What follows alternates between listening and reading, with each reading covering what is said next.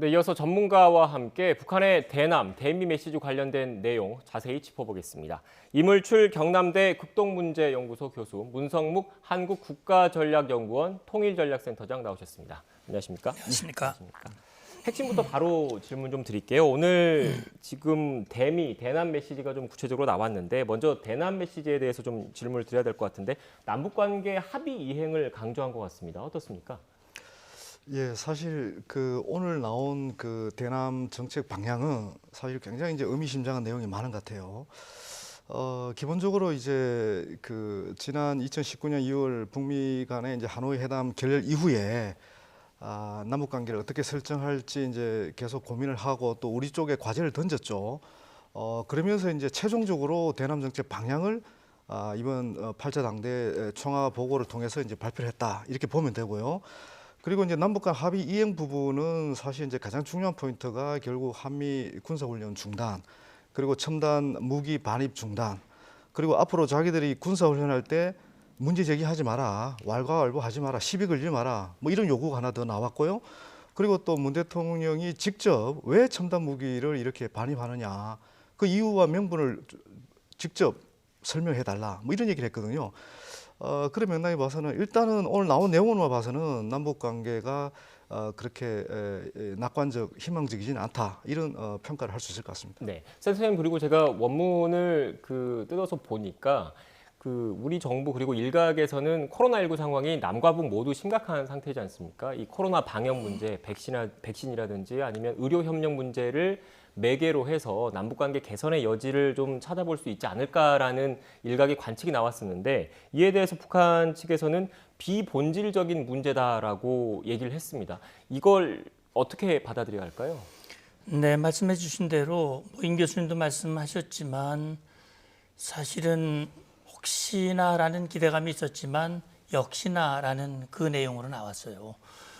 지금 이번에 발표된 대남 메시지는 사실 그동안 북한이 일관되게 우리에게 요구해왔던 그 연장선이라고 생각이 되거든요.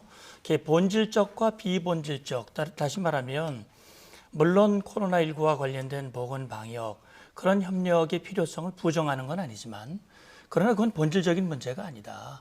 본질 문제가 해결이 돼야 그런 것들도 의미가 있는 것이다 라고 얘기를 하면서 본질적인 문제를 제기한 것이 결국은 금방 임 교수님도 얘기했듯이 결국은 남측이 남북관계를 개선한다고 얘기를 하면서 미국의 대북 적대시 정책의 일환인 한미연합연습에 동조를 하고 있고 함께하고 있고 특히 신형무기 이런 신형무기들 끊임없이 들여오고 또 북한이 그런 무력을 강화하는 것에 대해서 도발이니 뭐니 이런 다시 말하면 적대적인 그런 인식과 태도를 바꾸지 않는 한 그것이 본질인데 그 본질을 바꾸지 않고 무슨 남북관계 개선을 하느냐 이런 얘기거든요. 그거는 사실은 작년 6월 김여정 담화에서 얘기했듯이 대남 관계를 대적 관계로 전환하겠다라고 얘기를 하고 일련의 행동들을 취했고 연락사무소를 폭파하고 일련의 도발을 했습니다.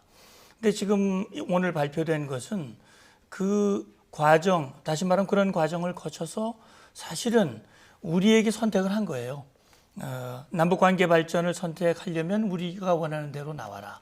그렇지 않으면 할 수가 없다. 남측 하기에 달려있다라고 우리에게 공을 던진 것인데 결국은 바이든 정부 출범에 앞서서 우리와 미국과 동맹이 강화되고 더욱더 연합 억제력이 강화되는 그런 부분에 대해서 이 제동을 걸기 위한 그런 하나의 메시지다라는 그런 해석도 가능할 것 같아요. 네, 일단 말씀하신 걸 들어보면 결국 우리 정부 그리고 미국 정부의 행동 여하, 태도 여하에 따라서 우리의 태도, 우리의 앞으로 향후 대남 정책도 바뀔 것이다 이렇게 이해를 해야 되는 거죠? 그렇죠.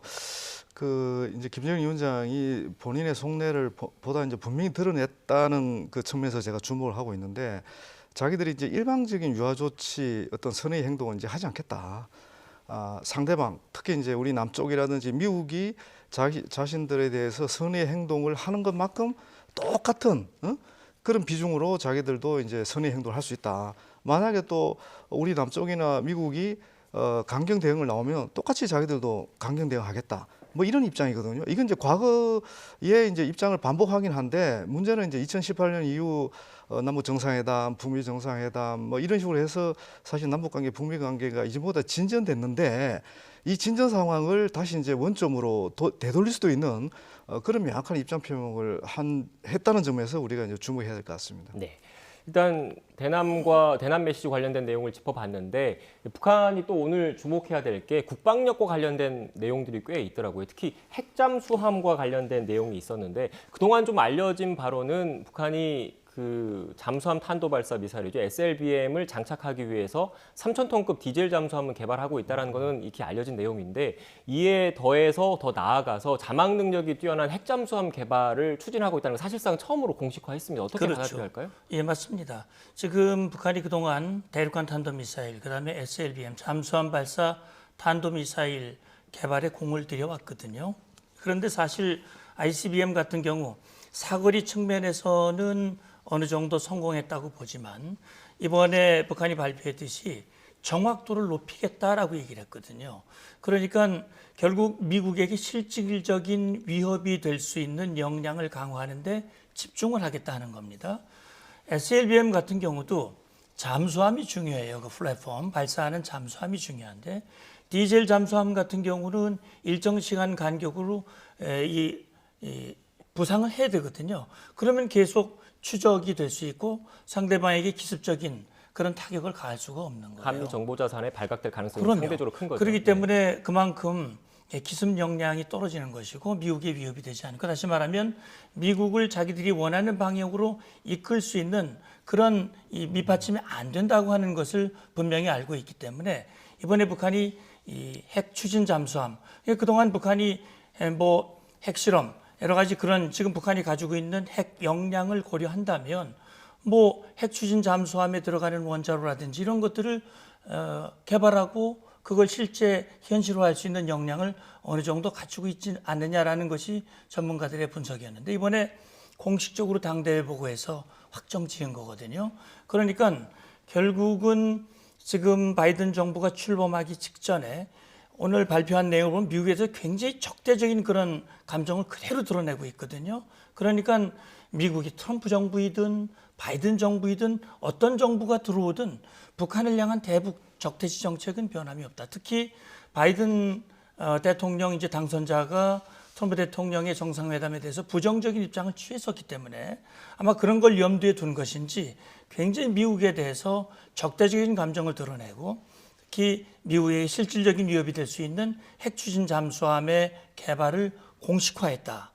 그리고 정확도를 높이고 그 외에 초음속 무기의 개발이라든지 이런 것들 미국이 가장 듣기를 꺼려하는 그런 부분들을 그대로 드러내고 있다. 그러면서 미국이 선택해라.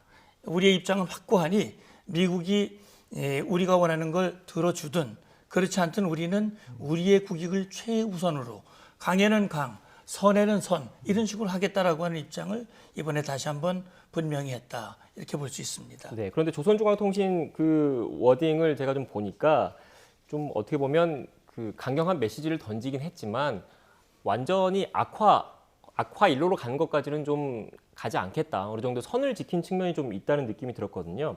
핵무기를 남용하지 않을 것을 확언했다라는 발언도 있습니다. 이 부분 같은 경우에는 어느 정도 좀 선을 지키면서 대미 압박 수위를 높이겠다 이렇게 해석해야겠습니까? 사실 그런 표현은 지난 10월 10일이죠. 지난해 10일 그 당창건 75주년 기념 그 열병식 연설에서도 똑같이 한 얘기거든요. 그러니까 우리가 핵 무력 그리고 또 자위적 국방력은 지속적으로 강화하겠다. 그렇지만 상대방이 먼저 우리를 선제 타격하지 않는 한 우리가 절대 먼저 핵무기를 사용하지는 않겠다. 이런 입장을 계속 얘기를 하고 있는 겁니다. 근데 문제는 이제 미국이 과연 북한의 이런 입장에 대해서 얼마나 이제 신뢰하느냐. 신뢰하지 않겠죠, 그죠? 또 하나 이제 중요한 부분은 어쨌든 북한은 지금 북한의 논리 이런 겁니다. 우리가 지금 경제 건설이라든지 인민생활 향상에 모든 힘을 지금 집중해야 되는데 이 안보가 불안하면 우리가 집중할 수가 없다. 그래서 이제 경제 건설에 집중하기 위한 평화적 환경을 조성하는 맥락에서 핵무력이라든지 자위적 국방력이 굉장히 중요하다. 뭐 이런 논리를 계속 이제 펴고 있는 거예요.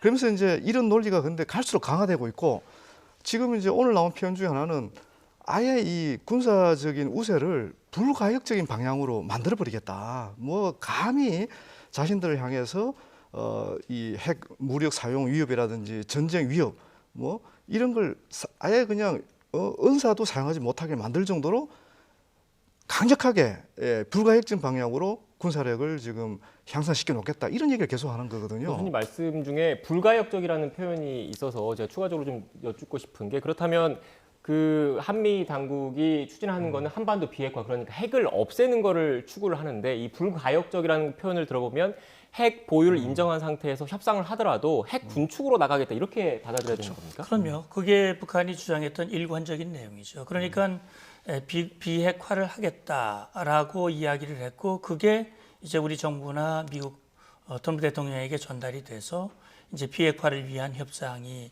이어졌고 거기서 완전한 비핵화라는 표현이 이 합의 문구에 들어가긴 했지만 북한이 말하는 건 조선 반도의 완전한 비핵화거든요.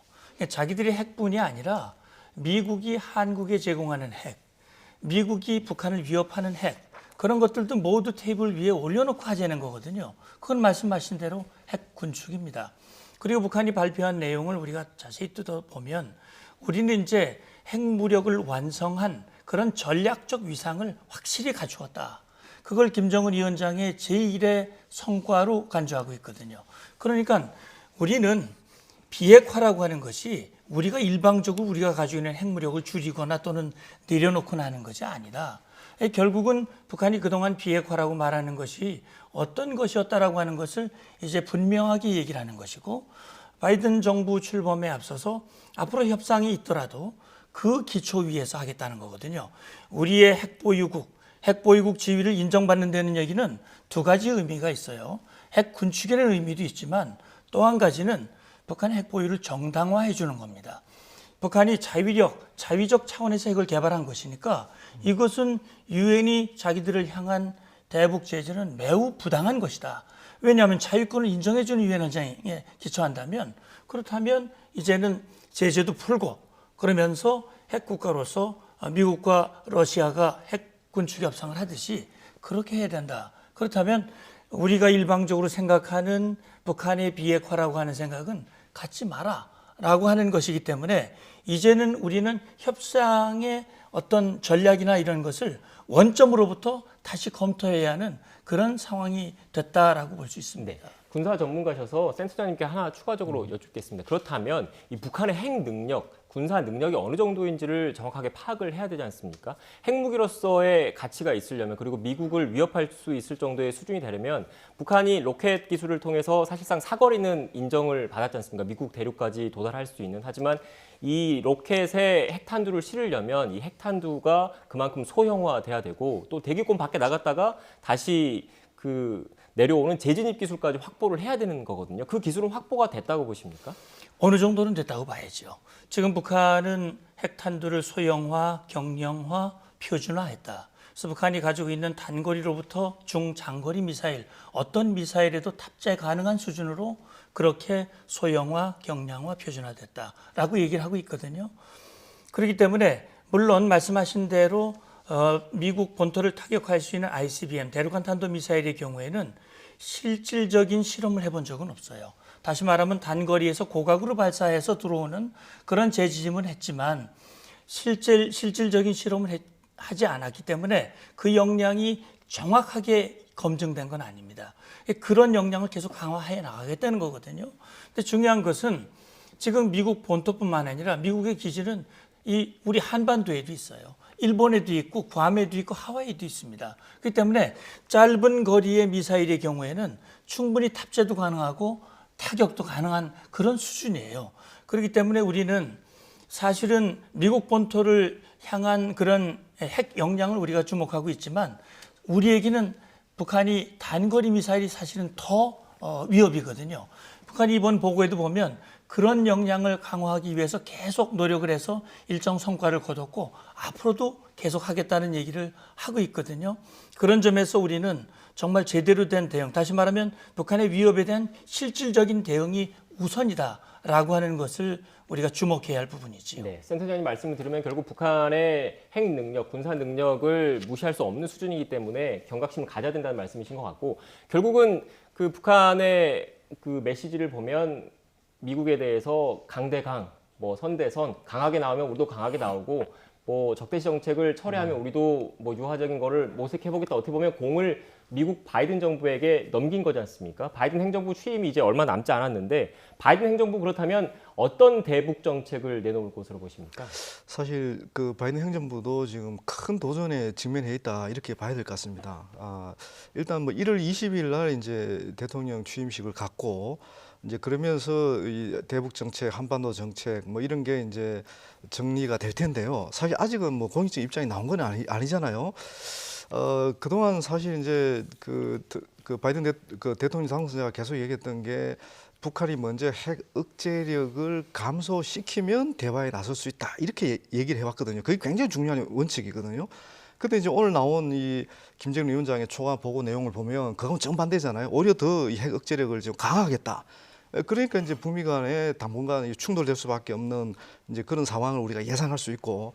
근데 이제 중요한 부분은 이런 것 같아요. 지금 이제 이 그 신형 무기, 뭐 첨단 무기를 이제 과시하면서 결국 대미 메시지를 보낸 건데 오늘 어떻게 보면 그 메시지 속에서는 이제 우리를 좀 우리 체제를 존중해 달라. 그리고 좀 그러니까 존중과 신뢰의 관계로 상대를 해주면 우리도 그에 걸맞는 어떤 협상 의지, 대화 의지를 보여줄 수 있다. 그런 메시지가 이게 담겨 있는 거예요. 그러니까 바이든 행정부를 최대한 최고조로 지금 압박하는 어떤 그 모양새를 지금 보여주고 있다고 보여져요. 근데 문제는 이제 다 아시지만은 미국이 지금 그 국내 문제 해결에 지금 집중할 수밖에 없는 상황이고 북한 문제에 관심을 가질 지금 겨를이 없거든요. 뭐 북한의 내부 정치 얼마 전에 트럼프 대통령 지지자들이 뭐 의회를 난임한 사건부터 시작해서 코로나 문제 회복 또 경제 회복 뭐 지금 산적한 문제가 있거든요. 이제 그랬을 때 과연 북한 문제를 어떻게 우선순위에 놓을 수 있을까? 이게 이제 우리의 관심사인데 오늘 그 발표한 내용을 볼 때 미국이 좀 더 관심을 가지고 좀 더 시급하게 이 문제를 해결하는데 어떤 하나의 촉매지 역할을 할 가능성은 상당히 높아 보입니다. 네. 차기 미국 정부가 관심을 갖는다면 그렇다면 어떤 식으로 이 북한 핵 문제를 해결해야 되는지도 관심입니다. 근데 일각에서는 지금 바이든 행정부 외교안보 참모진 중에 이란식 핵 합의를 설계했던 사람들이 꽤 들어가 있지 않습니까? 이란식 핵 합의라는 게 결국은 유엔 안보리 상임이사국과 독일을 포함해서 체제 안정을 보장시켜 줄 테니까 우라늄 농축 농도를 낮춰라. 그런데 트럼프 행정부가 탈퇴를 했고 그 연장선상에서 지금 이란 사태 어떻게 보면 우리와도 좀 연관이 있는 측면이 있는데 우리 선박이 납포가 됐으니까요. 이 이란식 핵 합의가 어떻게 보면 그 북한 핵 문제를 해결하는 과정에서 어느 정도 모델이 될 수 있겠습니까? 예, 물론 말씀하신 대로 지금 미국의 바이든 행정부의 외교안보 책임자들이 이란 핵 합의에 직간접으로 관여했던 그런 분들이 있고 아마 이란 핵 합의가 물론 참고의 대상은 될 수 있을 겁니다. 그러나 이란과 북한은 핵 개발의 수준이라든지 또 처한 안보 환경이라든지 이런 것들이 전혀 다르거든요. 그렇기 때문에 농축 기술을 농축 우라늄의 농도를 줄이는 정도의 문제가 지금 아닙니다. 북한은 핵을 완전히 이제 개발했고 본인들이 핵무력을 완성했고 핵보유국이라고 이야기를 하고 있기 때문에 아마 협상의 기반부터 달라질 거예요. 다만 지금 트럼프 행정부 같은 경우는 탑다운 방식으로 이제 트럼프 대통령이 김정은 위원장과 직접 만나서 싱가포르 합의를 도출을 했지만 그러나 사실 별 진전이 없단 말이죠. 사실상 실패나 다름이 없는 것인데 바이든 정부는 그걸 알기 때문에 일단 전제를 분명히 했습니다. 다시 말하면 협상이라고 하는 것은 가장 중요한 것이 진정성이고 진정성의 바탕을 둔 신뢰거든요. 그러니까 비핵화라고 하는 말을 믿고 협상이 개시됐지만 사실은 지금 얘기가 나누듯이 그 비핵화는 우리가 또는 미국이 생각하는 그 비핵화가 아니었단 말이죠. 그렇기 때문에 지금 트럼프가 그 이란 핵 합의를 탈퇴한 것은 그것이 이란의 핵 위협을 근본적으로 해결하는 것이 아니라는 판단 때문이었거든요. 그러니까 지금 이번 같은 경우도 바이든 정부 특히 바이든 대통령은 북한의 핵 역량이 줄어든다는 확신이 있어야 협상이 개시된다라고 분명히 얘기했어요. 그건 뭐냐면 북한이 핵을 내려놓고자 하는 의지가 확인이 돼야 된다는 거거든요. 그래서 이란 핵 합의든 또 앞으로 미국과 북한 사이 협상이 이루어져서 또는 한국이 포함한 이런 합의가 이루어져서 비핵화가 된다면 결국 북한 핵을 완전히 제거하고 핵 위협을 없앨 수 있는 그런 합의가 나와야 그게 의미가 있는 것이지, 그렇지 않고 북한이 요구하는 대로 북한 핵 보유를 그대로 인정하고 뭐 핵 군축이나 이렇게 간다면 우리로서는 최악의 시나리오가 될 수 있다, 이런 생각이 듭니다. 네. 교수님, 그리고 마지막으로 이번에 노동당 당대회 8차 당대회 집행부가 상당히 물갈이가 됐더라고요. 그리고 70% 정도가 물갈이가 된 걸로 알고 있는데 행정 경제 관료가 많이 들어간 것 같고, 특히 주목되는 인물이 김정은 위원장의 친동생인 김여정 노동당 제1부부장, 그리고 조용원 조직지도부 제1부부장인 것 같은데 어떤 의미가 있다고 보십니까? 제가 이렇게 보면 결국 이제 조영원 조직지도부 제1부부장과 김여정 제1부부장이 이 왼팔 오른팔 역할을 하는 느낌이 보여져요. 그러니까 거의 항상 그림자처럼 이제 수행을 하고 있고, 이번에 이제 김여정 부부장 같은 경우도 19번째 호명이 됐거든요. 사실상 집행부의 이제 서열 중에서 19위라는 의미이기도 하고, 권력 서열 뭐 19위라고 얘기할 수 있는 거거든요. 그건 상당히 이제 격상된 지위라고도 볼 수 있는데, 그래 이제 많은 분들이 김여정 제1부부장의 지위가 뭐 정치국 의원이 될 가능성, 지금 후보 인용이기 때문에 정식 정치국 의원이 되지 않을까, 뭐 그런 예상을 하는데, 제가 볼 때 이 집행부의 서열로 봐서는 충분히 진입 가능성이 있다, 이렇게 보여지고요. 그런데 이제 김여정 제1부부장 같은 경우는 사실상 어떤 직책을 갖고 있던 사실상의 이제 권한 실권을 행사해 왔기 때문에 제가 볼 때는 여전히 제1부부장이 있으면서도 지금 오빠인 김정은 위원장을 더 가까이서 보좌할 가능성이 있다, 이렇게 보여지고요. 그리고 이제 이번 당대에서 가장 중요한 게 뭔가 하면, 당대에서 결정을 한 것들을 얼마나 이제 집행하느냐, 얼마나 성과를 올리느냐, 이게 지금 굉장히 중요하거든요. 그래서 이제 대폭 물갈이를 했기 때문에 이제는 능력 있는 관료, 능력 있는 측근이 지금 필요한 그런 상황이거든요. 경제개발 5개년 계획이 새로 발표된 것도 그 연장. 그런 맥락이죠. 이제는 그러니까 비현실적이고 비과학적인 목표나 전략을 제시하는 게 이제 중요한 게 아니다. 그걸 관철시킬 수 있는 노동당의 힘이 중요하다. 그게 이제 당 간부 역할이고, 그게 이제 핵심 측근들의 역할이라고 보는 거거든요. 이제 그런 맥락에서 이번에 70%가 교체됐다, 이렇게 보시면 될 것 같습니다. 네, 알겠습니다. 지금까지 이물출 경남대 극동문제연구소 교수, 문성묵 한국국가전략연구원 통일전략센터장과 함께 이야기 나눴습니다. 오늘 말씀 고맙습니다. 감사합니다.